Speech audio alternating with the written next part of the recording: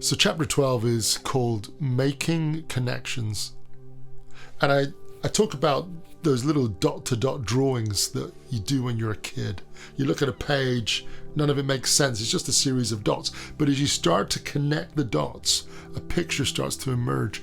I think the way God's will, the way God's purpose in our life comes to be is more like those dot-to-dot drawings. It's not usually some big voice from heaven in the clouds. It's just the next connection, the next decision, the next thing. And, sometimes we have our perfect idea of how things ought to be, how they ought to go. But I found usually what I can do in any season is I can connect to something. I can connect to a person and have a conversation with them, or I can connect to the next thing I'm supposed to be doing on my to-do list.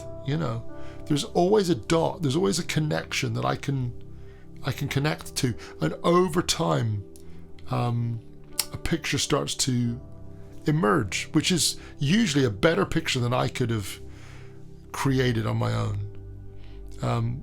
It's the picture in the story, isn't it, of Joseph, who everywhere he was, he just made connections. When he was in Potiphar's house, he just got on with it with a great attitude, and he served the purposes of God, you might say, although he was really just a servant in the house of Potiphar.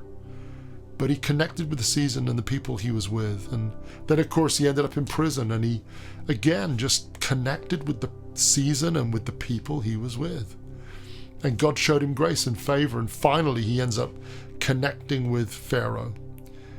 And in that season, the picture really starts to emerge in Joseph's life.